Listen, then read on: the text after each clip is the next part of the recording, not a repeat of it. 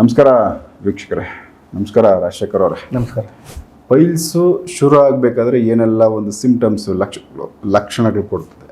ಪೈಲ್ಸ್ನ ಲಕ್ಷಣಗಳು ಅಂತ ನಾವು ಹೇಳಕ್ಕೆ ಹೋದರೆ ನೀವು ಅಬ್ಸರ್ವ್ ಮಾಡಿರೋವಂಥದ್ದು ಯಾವ ಥರ ಇದ್ದರೆ ಅದು ನೆಕ್ಸ್ಟು ದಾರಿ ಪೈಲ್ಸ್ಗೆ ಹೋಗ್ತಾ ಇದೆ ಅಂದರೆ ಅವೇನೆಲ್ಲ ಸಿಂಪ್ಟಮ್ಸ್ನ ನೀವು ಅಬ್ಸರ್ವ್ ಮಾಡ್ತೀರಾ? ಮೊದಲನೇದಾಗಿ ಹಸಿವೆ ಆಗಲ್ಲ ಅವರಿಗೆ. ಹಸಿವಾಗಲ್ಲ. ಡೈಜೆಷನ್ ಚಯಾಪಚಯ ಕ್ರಿಯೆ ಸ್ಲೋ ಆಗುತ್ತೆ, ಪಚನ ಕ್ರಿಯೆ ಸ್ಲೋ ಆಗುತ್ತೆ. ಅದು ಸ್ಲೋ ಆಗಿದ್ದಾದರೆ ಮೋಷನ್ ಮಲಬದ್ಧತೆ ಉಂಟಾಗುತ್ತೆ. ಮಲಬದ್ಧತೆ ಉಂಟಾದರೆ ಪೈಲ್ಸ್ ಬರಲಿಕ್ಕೆ ಬೇಕು. ಮತ್ತು ಇನ್ನೊಂದು ಅಲ್ಲಿ ಗುದದ್ವಾರಕ್ಕೆ ತುರಿಕೆ, ಉರಿ ಬರುತ್ತೆ, ಉರಿತಾ ಇರುತ್ತೆ. ಮೋಷನ್ಗೆ ಹೋದ ನಂತರ ಉರಿ ಫುಲ್ ಉರಿ ಉರಿ ಉರಿ ಉರಿ ಅಂತ ಅಂತಾರೆ. ಇನ್ನೊಬ್ಬರು ಅಲ್ಲಿ ಕೊಡ್ದಂಗೆ ಆಗುತ್ತೆ, ಫಿಶರ್ ಅಂತಾರೆ. ಅದಕ್ಕೆ ಬಿರುಕು ಬಿಡುತ್ತೆ, ಮೋಷನ್ ಹಾರ್ಡಾಗಿ ಅದಕ್ಕೆ ಬಿರುಕು ಬರುತ್ತೆ, ಮತ್ತು ರಕ್ತ ಬರುತ್ತೆ, ಮತ್ತು ಗಂಟು ಥರ ಆಗುತ್ತೆ, ಮೊಳಕೆ ಬರುತ್ತೆ. ಇವು ಕೆಲವೊಂದು ಮೂಲದಿಗೆ ಲಕ್ಷಣಗಳು. ಇವು ಲಕ್ಷಣಗಳು. ನೋವಾಗುತ್ತೆ, ಪ್ರೆಷರ್ ಹಾಕಿದಾಗ ನೋವಾಗುತ್ತೆ. ಅವ್ರಿಗೊಂಥರ ಸಂಕಟ, ಮುಜುಗುರ, ಸಂಕಟ, ತುಂಬ ಕಷ್ಟಪಡ್ತಾರೆ.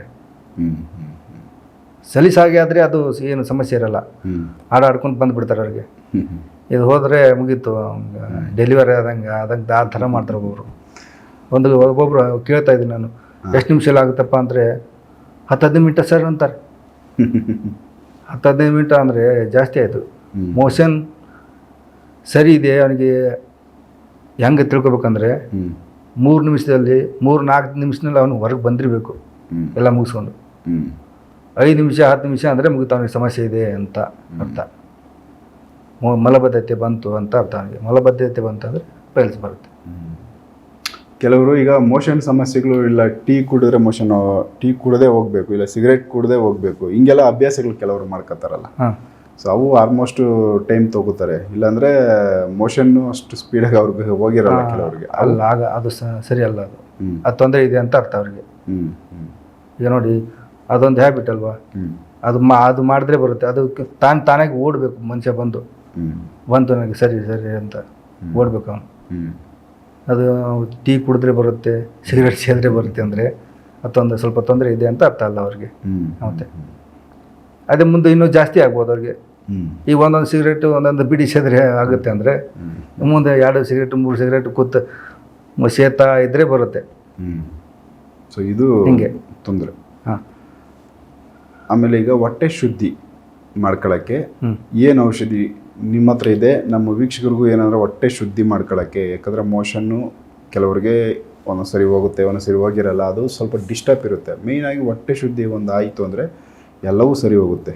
ನೀವು ಹೊಟ್ಟೆ ಶುದ್ಧಿಗೆ ಔಷಧಿ ಕೊಡ್ತೀನಿ ಅಂದರೆ ಯಾವ ಔಷಧಿ ಕೊಡ್ತೀರಾ, ಯಾವ ಥರ ಯೂಸ್ ಮಾಡಬೇಕು?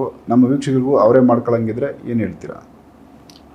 ಮಾಡ್ಕೊಳ್ಳಿ. ಇಲ್ಲಿ ನೋಡಿ, ಮನೆಯಲ್ಲಿ ಒಣ ದ್ರಾಕ್ಷಿ ರಾತ್ರಿ ನೆನಾಕಿ ಮುಂಜಾನೆ ತಿನ್ನಬೇಕು. ಇದರಿಂದ ಮಲಬದ್ಧತೆ ಸರಿ ಹೋಗುತ್ತೆ. ಮತ್ತು ರಾತ್ರಿ 1 ಗ್ಲಾಸ್ ಬಿಸಿನೀರಿಗೆ 1 ಚಮಚ ತುಪ್ಪ ಹಾಕಿ ಕುಡಿಬೇಕು, ಮೋಷನ್ ಕ್ಲಿಯರ್ ಆಗುತ್ತೆ. ಮತ್ತು ಬೆಲ್ಲ, ಇಷ್ಟು ಬೆಲ್ಲ ತಿಂದರೆ ಸಲೀಸಾಗಿ ಕರಳು ಶುದ್ಧಿ ಆಗುತ್ತೆ, ಮೋಷನ್ ಕ್ಲಿಯರ್ ಆಗುತ್ತೆ, ಸರಿ ಹೋಗುತ್ತೆ. ಮತ್ತು ಜೀರಿಗೆ ಅದು ಜೀರಿಗೆ ಅದರ ನಾರಿನಾಂಶ ಹೆಚ್ಚಿಗಿರುತ್ತೆ, ತಂಪು ಮಾಡುತ್ತೆ, ಜೀರ್ಣಕ್ರಿಯೆ ಸರಿ ಮಾಡುತ್ತೆ. ಈಗ ನೋಡಿ, ಊಟ ಆದ ನಂತರ ಸೋಪು ಅಂತ ತಿಂತಾರೆ. ಸೋಪು ಲವಂಗ ಅವು ತಿಂತಾರೆ. ಸೋಪು ಎದಕ್ಕಂದ್ರೆ ಇದಕ್ಕೆ ಮೋಷನ್ ಹೊಟ್ಟೆ ಸಾಪ್ ಇರಲಿ ಅಂತ ತಿಂತಾರೆ. ಮತ್ತು ಹಿರಿಯರು ಮೊದಲೆಲ್ಲ ತಿಂತಾ ಇದ್ರು ಅದನ್ನು. ಈಗ ಊಟ ಆದ ನಂತರ ಎಲ್ಲ ಗುಟ್ಕ ಪಾನ್ ಪರಾಗ ಅವೆಲ್ಲ ಹಾಕಿಬಿಡ್ತಾರೆ, ಮುಗೀತು. ಅದು ಜಾಸ್ತಿ ಹೀಟು, ಇದ್ರಲ್ಲ ರಸ ಹೋಗುತ್ತೆ, ಸಮಸ್ಯೆ ಆಗುತ್ತೆ. ಸೊ ಇವುಗಳನ್ನ ಅವರೇ ಮಾಡ್ತಾರೆ. ಜೀರಿಗೆ ತಿನ್ಬೇಕು. ರಾತ್ರಿ ಮಲಗುವಾಗ ಒಂದು ಅರ್ಧ ಸ್ಪೂನ್ ಜೀರಿಗೆ ತಿಂದು ಮಲಗಿದ್ರೆ ಹೊಟ್ಟೆ ಕ್ಲಿಯರ್ ಆಗುತ್ತೆ. ಅಥವಾ ಒಂದಿಷ್ಟು ಬೆಲ್ಲ, ಸಾವಯವ ಬೆಲ್ಲ ತಿಂದರೆ ಕರಳು ಶುದ್ಧಿ ಆಗುತ್ತೆ, ಮೋಷನ್ ತಿನ್ನಬೇಕು. ಸೊ ಇದೆಲ್ಲ ಹೊಟ್ಟೆ ಶುದ್ಧಿ ಮಾಡಿಕೊಡುತ್ತೆ. ಸೂಪರ್. ಹೊಟ್ಟೆ ಶುದ್ಧಿ ಅಂದ್ರೇನು, ಮಲಬದ್ಧತೆಗೆ ಹೇಳ್ತಾ ಇರೋದು ನಾನು. ಅದು ಹೊಟ್ಟೆ ಶುದ್ಧಿಗೆ ಬೇರೆ ಇದೆ ನನ್ನ ಹತ್ರ ಔಷಧಿ. ಮಾಡಿ ಹಲವಾರು ಗಿಡಮೂಲಿಕೆಗಳನ್ನು ಯೂಸ್ ಮಾಡಿ ನಾನು ಮಾಡಿದ್ದೀನಿ ಹೊಟ್ಟೆ ಶುದ್ಧಿಗಾಗಿ. ಯಾವಾಗ ತೊಗೋಬೇಕು ಅದನ್ನು? ರಾತ್ರಿ ನೈಟ್ ತೊಗೊಂಡು ಮಕ್ಕೊಂಡು ಬಿಡೋದು. ಊಟ ಶುದ್ಧಿ ಆಗುತ್ತೆ, ಮೋಷನ್ಸ್ ಸರಿ ಹೋಗುತ್ತೆ, ಹೊಟ್ಟೆ ಶುದ್ಧಿ ಆಗುತ್ತೆ. ಅಂದರೆ ಬೇದಿಗೆ ಕೊಡ್ತೀರಾ ನೀವು? ಅದು ಬೇದಿಗೆ ಕೊಡ್ತಾ ಇರೋದು. ಬೇದಿ ಮಾತ್ರೆ ಥರ. ಬೇದಿ. ಹಾಂ. ಓಕೆ. ಸೊ ಮತ್ತೆ ಯಾರನ್ನ ಇದರಲ್ಲಿ ನಿಮ್ಮ ಔಷಧಿ ತೊಗೊಂಡು ಒಳ್ಳೇದಾಗಿರೋರು ಇದ್ರೆ ಮತ್ತೆ ಯಾರಿಗಾನ ಒಬ್ರಿಗೆ ಫೋನ್ ಮಾಡಿಕೊಡಿ, ಮಾತಾಡೋಣ. ನಮಸ್ಕಾರ ಸರ್. ನಮಸ್ತೆ. ಆರಾಮಿದ್ದೀರಾ?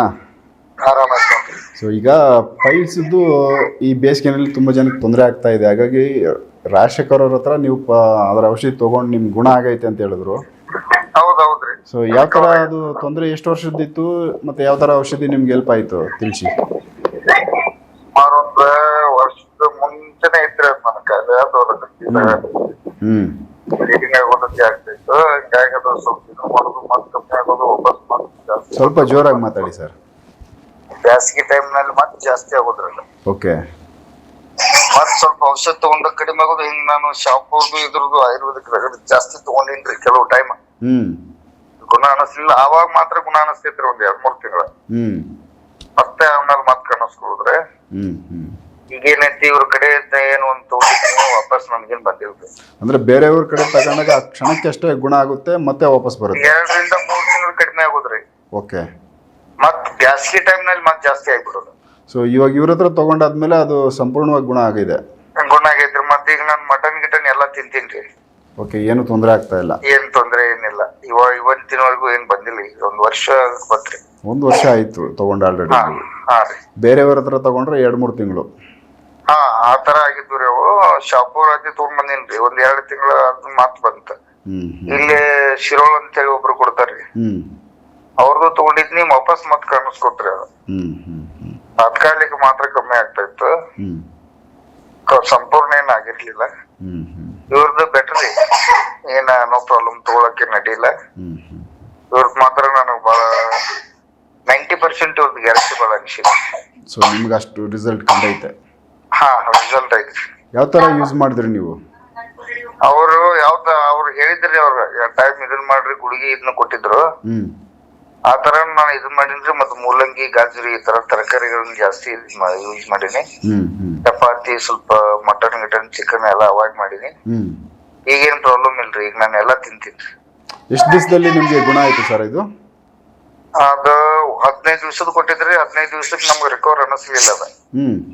ಆಮೇಲೆ ಮತ್ತೊಂದ್ಸಲ ತಗೊಂಡಾಗ ಸಂಪೂರ್ಣ ರಿಕವರ್ ಅನ್ಸಿತ್ತು. ಓಕೆ. ಅಂದ್ರೆ ಇದು ನಿಮ್ದು ಸಮಸ್ಯೆ ಬೇರೆ ಕಡೆ ಹೋಗಿ ಆಲ್ರೆಡಿ ನೀವು ರಿಸಲ್ಟ್ ಇರ್ಲಿಲ್ಲ, ಬಟ್ ಇಲ್ಲಿ ಫಸ್ಟ್ ಜಾಸ್ತಿ ಅಡ್ಯಾಡಿನ್ರಿ. ಎಲ್ಲಾ ಕಡೆ ಅಡ್ಯಾಡಿನಿ, ಯಾವ್ದು ರಿಸಲ್ಟ್ ಬಂದಿರ್ಲಿಲ್ಲ. ಅಂದ್ರೆ ಇದು ಎಷ್ಟು ವರ್ಷದಿಂದ ಇತ್ತು ನಿಮ್ಗೆ ಮೂಲವ್ಯಾಧಿ? 1.5 ವರ್ಷಕ್ಕಿಂತ ಮುಂಚೆನೇ ಆಗಿತ್ತು. 1.5 ವರ್ಷಕ್ಕಿಂತಲೂ ಮೊದಲು. ಈಗೇನೈತಿ, ಈಗ ಸುಮಾರು ತಗೊಂಡ್ 7-8 ತಿಂಗಳ ಮೇಲೆ ಆತ್ರೆ. ಈಗೇನಿಲ್ಲ. ಓಕೆ ಸರ್, ಒಳ್ಳೇದಾಗಲಿ. ನಾನು ಅದಾಗೆ ನಿಮ್ಮ ಅನುಭವನ ಶೇರ್ ಮಾಡೋಣ ನಮ್ಮ ವೀಕ್ಷಕರ ಮುಂದೆ ಅಂತೇಳಿ ಫೋನ್ ಮಾಡಿದ್ದು. ಬೇರೆ ಯಾರಿಗಾದ್ರೂ ಈ ಥರ ತೊಂದರೆ ಇರೋರಿಗೆ ಹೆಲ್ಪ್ ಆಗಲಿ ಅಂತ. ಸೊ ನೀವು ಸಜೆಷನ್ ಮಾಡ್ತೀರಾ ಇವರು ರಾಜಶೇಖರ್ ಅವ್ರ ಬಗ್ಗೆ? ಒಳ್ಳೇದೈತ್ರಿ, ಚಲೋ ಐತಿ. ಮೆಣಸಿನ ಯೂಸ್ ಆಗಿಲ್ರಿ, ಎಲ್ಲರಿಗೂ ಒಳ್ಳೇದಾಗ್ಲಿ. ಓಕೆ, ಒಳ್ಳೇದಾಗ್ಲಿ. ನಮಸ್ಕಾರ ಸರ್. ಸುಮಾರು ಜನಕ್ಕೆ ಈ ನೋವು ಕಾಣಿಸ್ಕೊಳತ್ತೈತ್ರಲ್ಲ. ಹೌದು ಹೌದು. ಹೀಗಾಗಿ ಏನ್ ಅಡ್ಡಿ ಇಲ್ಲ, ಪರವಾಗಿಲ್ಲ, ತಗೋಬಹುದು. ಆಯ್ತು ಸರ್. ಓಕೆ, ನಮಸ್ಕಾರ. ಓಕೆ. ಅಂದರೆ ಇವರು ಬೇರೆ ಕಡೆ ಎಲ್ಲ ತೊಗೊಂಡು ಫೇಲ್ಯೂರ್ ಆಗಿ, ಸೊ ಇಲ್ಲಿ ನಿಮ್ಮ ಹತ್ರ ಸಕ್ಸಸ್ ಆಗೈತೆ. ಏನೇನು ಕೊಟ್ರಿ ಅವ್ರಿಗೆ ಔಷಧಿ? ಅವ್ರಿಗಿದೆ ಮಾಮೂಲಿ ಪೌಡ್ರು, ಒಂದು ಕೆಲವೊಂದು ಮಾತ್ರೆ ಕೊಟ್ಟಿದ್ದೆ. ಸೊ ಇವುಗಳಲ್ಲೇ ಗುಣ ಆಯಿತು. ಫಸ್ಟು ಒಂದು ಸರಿ ತೊಗೊಂಡೆ, ಅದು ಸರಿ ಹೋಗಿಲ್ಲ. ಸೆಕೆಂಡ್ ಟೈಮ್ ಸರಿ ಅದು ಜಾಸ್ತಿ ಇದ್ರಿ. ಅವ್ರದ್ದು ಹೇಳಿದ್ನಲ್ಲ, ಅವ್ರಿಗೆ ದೇಹದ ಪ್ರಕೃತಿ ಗುಣ, ಅವ್ರದ್ದು ದೇಹದ ಗುಣಧರ್ಮ ಎಲ್ಲ 100ಕ್ಕೆ 10%, 5-10% ಕೆಲವೊಬ್ರು 2ನೇ ಸಲ ಬರ್ತಾರೆ ಅಷ್ಟೇ. ಉಳ್ಕೋದವ್ರ ಹಿಂಗೆ ಬರಲ್ಲ. ಸೊ ಸಣ್ಣ ಪುಟ್ಟ ಇದ್ರೆ ಒಂದು ಸರಿಗೆ ಕ್ಲೋಸ್ ಇಲ್ಲ. ಅದು ಸಣ್ಣ ಪುಟ್ಟ ಅಂತಿಲ್ಲ, ಅವ್ರಿಗೆ ದೇಹದ ಗುಣಧರ್ಮ ಮೇಲೆ ಹೋಗುತ್ತೆ. ಬಾಡಿ ಯಾವ ಥರ ಅವ್ರ ಗುಣ ಇದೆ, ಬಾಡಿದು ಒಂದು ನೇಚರ್. ಹಾಂ, ಸ್ವಲ್ಪ ಹೀಟ್ ಇರುತ್ತಲ್ಲ ಅವ್ರಿಗೆ, ಹೀಟ್ ಇರುತ್ತೆ. ಸಾಕಷ್ಟು ಅವರು ಮಾಂಸಾಹಾರ ಅದು ಇದು ಎಲ್ಲ ತಿಂದು ಹೀಟ್ ಆಗಿರುತ್ತೆ, ಅಲ್ಲೆಲ್ಲ ಅಗ್ನಿ ಮಂದಾಗಿರುತ್ತೆ. ಅದೆಲ್ಲ ಕ್ಲಿಯರ್ ಮಾಡಬೇಕಲ್ವಾ, ಸಾಕಷ್ಟು ವರ್ಷಗಳಿಂದ ಇರುತ್ತೆ. ಅವ್ರ ದೇಹದ ಪ್ರಕೃತಿ ಬೇರೆ ಇರುತ್ತೆ. 100ರಲ್ಲಿ ಒಂದು 5-10% 2ನೇ ಸಲ ಬರ್ತಾರೆ ಅಷ್ಟೇ. ಸೂಪರ್. ಅವ್ರು ಒಂದೇ ವಾರದಲ್ಲಿ ಆಗುತ್ತೆ. ಹಾಂ. ಸೊ ಗುಣ ಆಗುತ್ತೆ, ಒಂದೇ ವಾರದಲ್ಲಿ ಗುಣ ಆಗುತ್ತೆ. ಸೊ ವೀಕ್ಷಕರು, ಇದೊಂದು ಮತ್ತೊಬ್ಬರನ್ನ ಮಾತಾಡಿಸಿದೆ ನಾನು. ಅವ್ರಿಗೂ ಕೂಡ ಬೇರೆ ಕಡೆ 2-3 ಕಡೆ ಹೋಗಿ ಅವರು ಫೇಲ್ಯೂರ್ ಆಗಿತ್ತು. ಬಟ್ ಇಲ್ಲಿ ಫಸ್ಟ್ ಟೈಮ್ ಫೇಲ್ಯೂರೇ ಆಯಿತು, ಸೆಕೆಂಡ್ ಟೈಮಲ್ಲಿ ಸಕ್ಸಸ್ ಆಯಿತು. ಸೊ ಅವರು ಚೆನ್ನಾಗಿ ಮಾತಾಡಿದ್ರು.